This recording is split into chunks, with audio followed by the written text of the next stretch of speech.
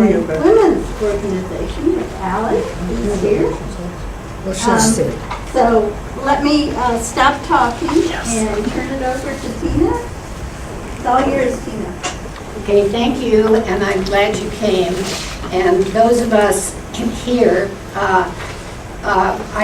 it's hard for me to remember what happened a year ago or yesterday. To dig up everything from 47 years ago was really a challenge. And Ellie and I spent at least 4 hours or 5 hours talking about this and had a lot of fun opening doors onto what the Federal Women's Program was and what FEW was. First, I'd like to introduce my daughter-in-law. My daughter-in-law, Tricia Smith, is now the solicitor of the Department of Labor. And because she was my daughter-in-law, I always have to read what she did because she comes first in my mind. She was Assistant Attorney General in charge of the Labor Bureau in New York State. And she was Commissioner of Labor in New York State. She was the Frances Perkins. And now she is the solicitor, and in order to get to see her, I asked her here. She's very busy, but she is going to be our coordinator, and she's going to handle the time. And Ally was the first president of FEW in 1968. I joined in 1967, the federal government. And Ally and I have talked through this, and I think you're going to find some interesting stories. And Ally was in the federal government in a GS-15 when I met her, and you have been a member of FEW forever. And so how we're going to handle this is Tricia is going to ask us a question. We each have 5 minutes to answer. And I brought a picture of Tricia and my grandsons. And I said, you can put it up at 4 minutes. And that will tell us that we have to stop talking about to do that. So you can use that if you wish. And as we go through and make comments, Tricia can make comments on our comments. So we have 5 questions. We're each going to take 5 minutes to answer them. So we'll let you start. So we're going to start. We're going to ask the same question to both of them. We're going to start with Ally. No, we're starting with me. Oh, we're starting with you. Yeah. Okay. Sorry, we're starting with Tina. Yeah, 1967. Okay, so describe what you saw as the status of women before 1967. Okay, well, this is very important because I was born in 1929, and it was about 3 weeks before the stock market crashed. And that was the first thing that my parents said I was responsible for. I want to talk to you about what was the status of women in those years. My father was in the Navy, so we moved every 2 years, went to umpteen schools and all that sort of thing. But I did go and graduated from Stanford University in 1951 in political science, public administration. So I immediately went to the San Francisco office of the Civil Service Commission to apply for a job. And I was told that applicants that were eligible could be requested men only, and mostly were. And women would get in line for clerkship jobs, and that's all they were qualified for. And you know what the reason was? Because men have to support a family. And you know what I did? I thought, well, that's true. You know, my father did. So I went away from that particular thing, but there was no federal service entrance exam at that time either. There were only female jobs were clerks and secretaries. So I married, lived in Anaheim, and helped, which had a high suicide rate and very high, was growing very fast. I did a conference there and to help women to find opportunities and to find a community. And we put the older residents back together with the new residents. And that was a very good experience. I came to Washington and I worked for the Peace Corps for a while, and this is my last statement. And you know that my boss, I was in the office that put Peace Corps volunteers together with the countries. My boss did not like the 2 women to go to staff meetings because there were 8 men, because he might swear. So I never went to staff meetings and I never even questioned it. Oh, damn.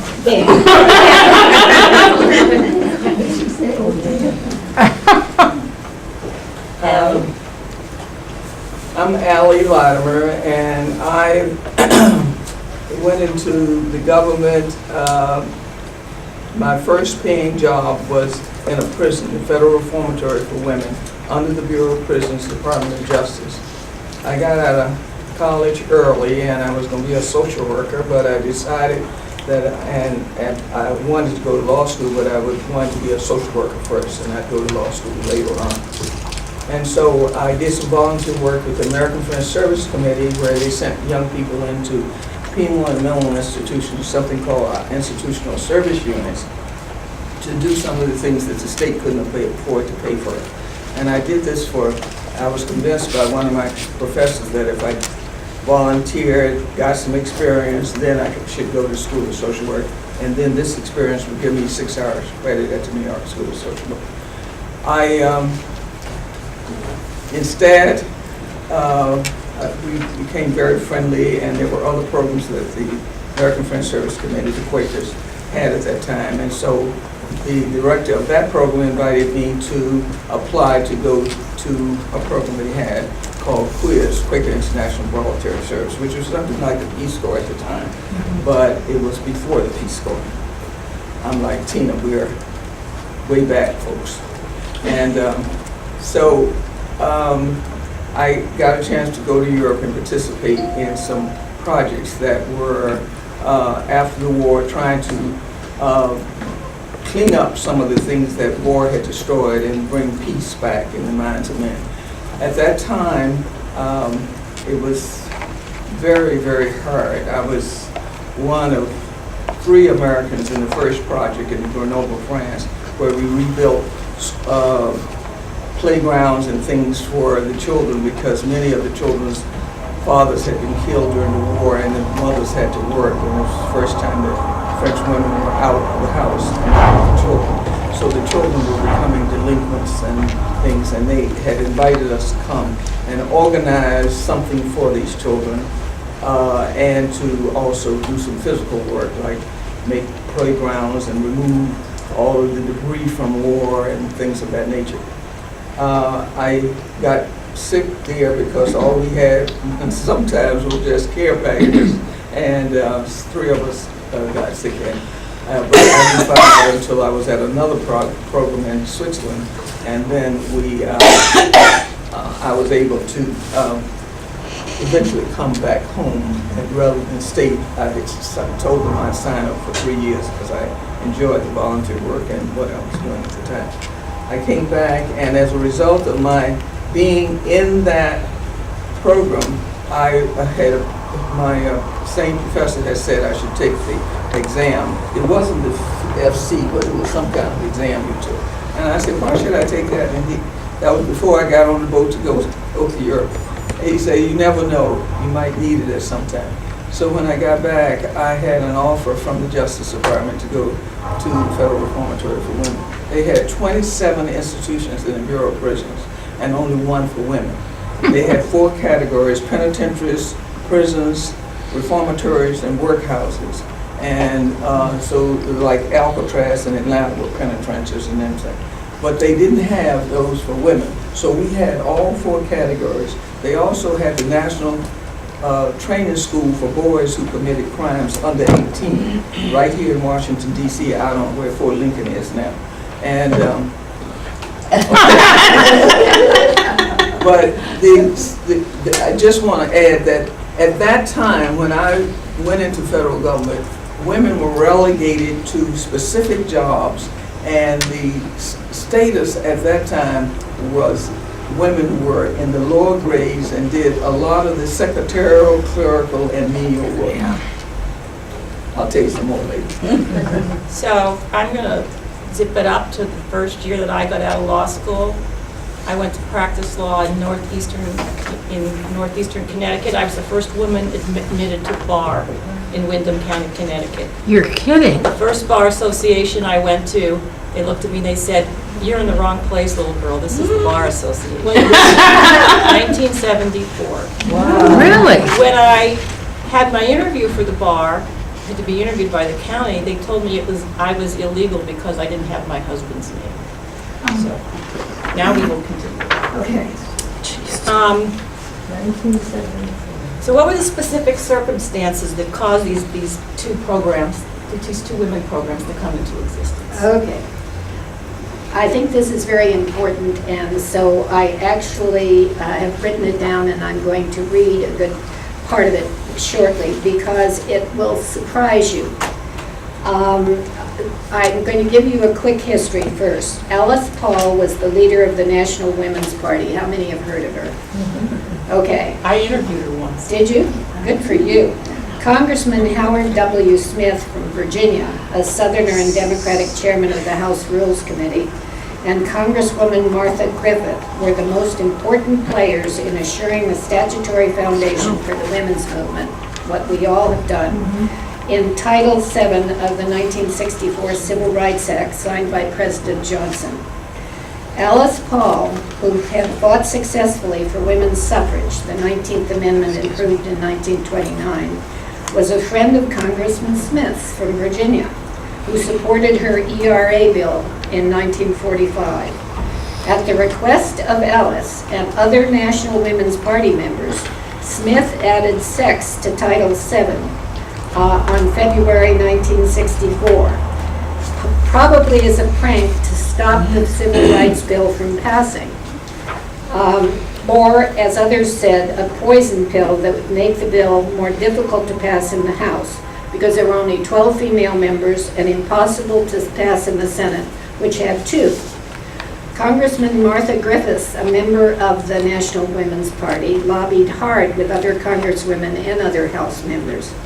Prominent African Americans and leaders of civil rights movement, NAACP, Clarence Mitchell, and liberals, New York John Lindsay, James Roosevelt, the Department of Labor, AAUW, and Edith Green all opposed the inclusion of sex for fear it would cause the bill to fail. On July 2nd, 1964, it became law. By adding sex to Title VII of the bill, that one thing gave women the handle to the door of economic opportunity and provided the basis for FEW and for FEW and for the Federal Women's Program. I want to note here that in December 1965, Pauli Murray and Mary Eastwood, do you know any of those names? Wrote, "Negroes have successfully invoked the protection of the Constitution against race discrimination. The enactment of the Civil Rights Act of 1964 was achieved primarily because of the evils of race discrimination. We think that sex discrimination can be better understood if compared with race discrimination, and that recognition of the similarities of the two problems can be helped in improving and clarifying the legal status of women." The next step was in 1966, the National Organization of Women, NOW, was born, and Betty Friedan became president. The specific circumstances for few federally employed women in 1968, which was 1 year after Tina came to be the director of the Federal Women's Program, was that the Civil Service Commission and the Woody and Lothrop's, that's their apartment store, some of you who've been around Washington remember, had partnered together to give, which was the only award to women who had made achievements. And each year, just being nominated, like for the red carpet stuff now, was an honor. And you had to have done things like photograph the backside of the moon. But anyway, each year, the group that was successful and got the awards got a chance to go to the White House to meet the president. The women in 1966, right after sex had been added as a prohibited form of discrimination, they went to the White House with a draft proposal of an amendment to the existing executive order, which said race, creed, and color and so forth, but did not have sex. As you recall, might not even know that when Title VII passed, it applied to the public sector, but it did not apply to the private sector. And that's the reason these women went prepared to, excuse me, prepared to ask, excuse me, President Johnson if he would issue an amendment to equalize between the public sector and the private sector. And so he did. He signed it and told the Civil Service Commission to get a program for the Federal Women's Program, which Tina was the first director. The rules and regulations that came out of that from the Civil Service Commission to each agency, asking them to create a Federal Women's Program, and that they should have either a person or persons to run the program. At my agency at the time, I was in the General Counsel's office, which is equivalent to the solicitor in the Department of Labor, and was doing a work mostly in supplies and contracts and things of that nature. I got a letter from our administrator saying that he had created this Federal Women's Program for GSA. I was at General Services Administration at the time. And that he was appointing a committee to run the program. And he had asked the personnel to give him the highest grades of all the women in the central office at the time. And there were about 7 14s. And I was the only woman 15 in the central office at that time. So he made me chairman and all the rest of the women. And I get this letter. I had never heard of the Federal Women's Program. I didn't know anything about what was happening. So every day after that, before I had the first organizing meeting, I'd go to different agencies to find out what they were doing so we wouldn't have to reinvent the wheel. And so I only found 2 agencies that knew something about what I was even talking about, and that was the VA and the AEC. And I'm sure there were some others that probably knew. So when we got I saw something. Oh, I also went, now had just started, I asked them about what they were doing. They weren't interested in federal women, they were mostly interested in the private sector. I asked the unions what were they doing about it, and they weren't doing anything because they were interested in other things as well.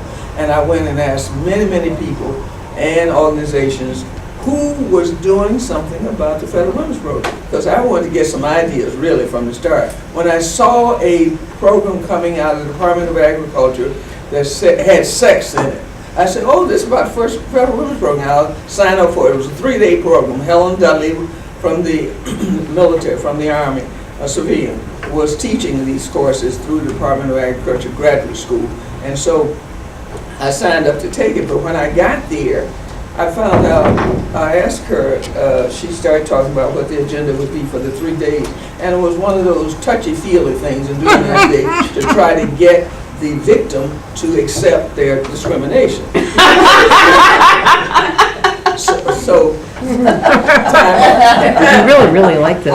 I'm sorry, but anyway, out of that came, when I found out that wasn't what it was, I sort of changed her agenda. And so by the time we left, I asked her to make an announcement to see who would be, there were 30-some women in that class, who would be interested in starting some outside advocacy group that would be interested in making sure that the Federal Women's Program in the federal service, because it's not enough to pass something, you got to have commitment.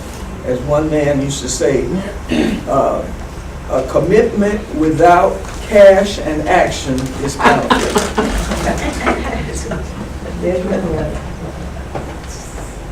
So my Alice, 1 minute Alice Paul story is that Yes, your 1 minute Alice Paul. when I was in college, we always had to do a project, and the project that we did was on the Equal Rights Amendment, and we interviewed everyone concerning the Equal Rights Amendment, pro and for, including Alice Paul. And then the day the Equal Rights Amendment passed the Senate, I was sitting in the Senate gallery. That's terrific. Okay, next question. What needs did you see that these two programs could fulfill at the time that we started them? Well, as you have heard Ellie say, she tried to figure out what this program was. It was, the President signed Executive Order 11375, which augmented the Equal Employment Opportunity Executive. The head of personnel was Evelyn Harrison. Does anybody remember her at all? In fact, you can hand these out. Evelyn Harrison was a top-ranking woman, and she's the one who picked me, I think, and she pushed me for 2 years, every day, to do something and how to do it. And I think they didn't, I'm not sure whether they didn't want the program to work or they just wanted somebody nice who graduated from Stanford to go give speeches around the country on how successful the program was, even though we hadn't started the program. But and also it was not joined with the Equal Employment Opportunity Office. We were floors apart, and I just had one desk behind my boss's secretary in recruiting and examining office. But we made some early accomplishments, and I learned a lot of things. For instance, a senior manager called me to his office, and he said, I'm really curious as to what's the problem with discrimination against women? He said, my wife loves classical music. She's able to stay home and listen to music. And why is all this ruckus happening now? And he said, furthermore, you don't deserve any special qualifications because you aren't drafted into the military. You don't serve in the military. So I let him talk for a while, and finally I said, and were you in the military? And he looked at me and he said, no.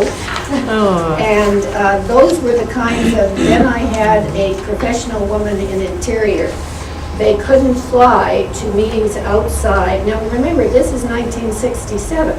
They couldn't fly to meetings outside of Washington because it was not appropriate that they spend the night with somebody else in a different town to attend the same meeting. So they were stuck in the library and couldn't get out of. Professional women were not allowed to travel in those days. I had a military woman who I dearly loved, who was a physicist, and etc. She was told she was promoted to supervisor of her office, and the 6 or 8 men who worked for her said they were going to quit. So she called me and she said, what do I do? She was extremely popular and so forth, and we both decided to let them quit. They quit for a day, and then they all came back, and she was a terrific boss. We had a fight over chairs in the restroom. The janitors did not want chairs in women's restrooms because women who were janitors went in there, they felt, and kind of took their time and rested and all of that sort of thing. So they wanted the chairs outside of the restroom. So we had a big discussion about this, and we decided we would put chairs in all the restrooms because men have heart attacks and they work at night too and so forth. So there were all kinds of different opportunities that I found. I started watching TV and I learned more about discrimination against women in 1 year than I had known in my prior years. I also, let's see if there's one more. I think that we made a lot of early accomplishments. Mostly the Federal Women's Program coordinators, most were men. 3 or 4 men were excellent because they had daughters and they really wanted to eliminate discrimination against women. But if I did not have Allie and the other Federal Women's Program coordinators, we never would have made it. The needs at that time were to make people aware of that this program existed, and that the purpose of the program was to fulfill something that had been left out. There's a long history of women being discriminated against throughout the whole history of this country. And so one of the things I found out in the early days was that nobody was aware of the fact sometimes that they were being discriminated against. I was late coming to gender discrimination because I was so busy with race discrimination until any time there was any discrimination, I just, and when we started Pew, you just look around and see all of these areas where women were not in jobs, not being promoted, and they were stuck. 80% of the women at the time we started Pew in the federal service were in grades 6 and below. And so this said something in itself. Tina, and some of the reports that came out in one in '66 and another one in '68 on the status of women from the Civil Service Commission had these spelled out specifically, and that most of them were hurdle in clerical, secretarial, and menial type jobs. So the need was there. There was a need for awareness. There was need for advocacy, and there was a need for someone to take the ball and run with it, because agencies weren't doing anything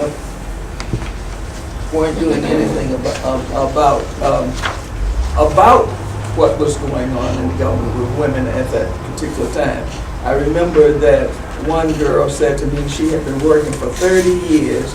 She had always filled out travel for her boss. When she went to the Pew conference for training one time, it was the first time she had ever made travel for herself.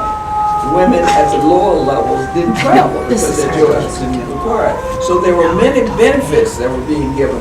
One of the things in the agency where we were, we had what they call federal protective officers. They were called more or less guards and, at that time.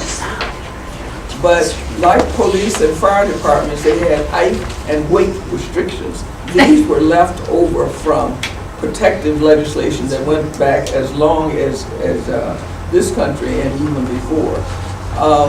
And so women could not fill those jobs. And we also included the District of Columbia government and males as being able to have memberships in this particular organization, federal employed women. And we wanted to make sure that it was a grassroots program that was concentrated on the bulk of the women, because the bulk of the women were not in the grades 13 to 15, which was sort of a ceiling of itself, because the top executive grades were 16 through 18. And it was hard for women to break into that. They were less than 2% of that category. So the need that was there was information, awareness, advocacy, and someone to make sure that the agencies were doing what they were supposed to do.